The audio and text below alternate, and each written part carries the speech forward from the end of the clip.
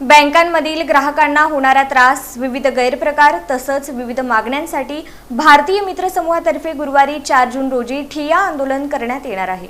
बँकांमधील ग्राहकांना होणारा त्रास, विविध गैरप्रकार तसंच ग्राहक सेवेत सुधारणा करण्याच्या मागण्यांसाठी भारतीय मित्र समूहातर्फे गुरुवारी 4 जून रोजी ठिय्या आंदोलन करण्यात येणार असल्याची माहिती यल्लेश मादगुंडी यांनी पत्रकार परिषदेत दिली।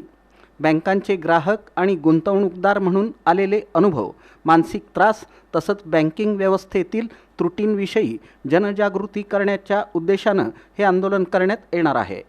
बँकांचं कामकाज 24 तास आणि वर्षभर सुरू ठेवणं, ग्राहकांना सन्मानपूर्वक आणि पारदर्शक सेवा देणं, टोकन पद्धतीनं सेवा उपलब्ध करणं, कर्मचाऱ्यांना प्रादेशिक भाषेचं ज्ञान बंधनकारक करणं आदी मागण्या यावेळी करण्यात आल्या।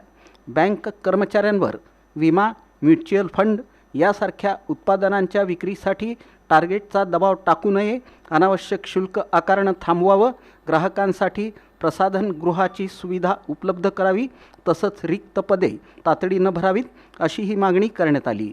लंच ब्रेकच्या नावाखाली कॅश काउंटर बंद ठेवण्याची पद्धत बंद करावी आणि ज्येष्ठ नागरिकांना RBIच्या मार्गदर्शक सूचनांनुसार डोअरस्टेप सेवा द्यावी अशी मागणी आंदोलनातून करण्यात येणार आहे।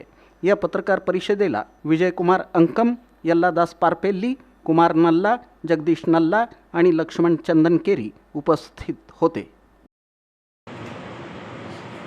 तर याबाबत बँकेलाच आम्ही का टार्गेट केलं हे सगळ्यात अगोदर जाणून घेऊ। कारण कोणत्याही देशाचं जर आर्थिक घडामोडी जे स्पीडअप म्हणतोय आपण, ते स्पीडअप घेण्यासाठी बँकेचे एक चलन जे आहे सर्क्युलेशन, हे स्पीडअपमध्ये गती देणं काम करतो, म्हणजे आपला भारताचा इकॉनॉमी स्पीडअप येण्यासाठी। ओके, मध्यंतरी आम्ही बरेचसे बँकेमध्ये व्हिजिट करतोय किंवा सोलापूरकरवासी पण बँकेचे व्यवहार करत असते।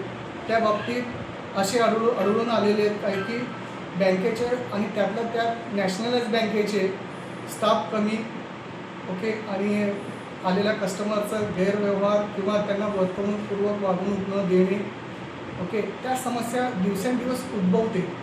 मग ते कमी करण्याचा प्रयत्न कोणीही आजपर्यंत केलेले नाही। तर आम्ही एक कार्य म्हणून आमचं एक मित्राचं परिवारचं ग्रुप आहे, त्यामार्फत ते आंदोलन आपण सुरुवात करतो।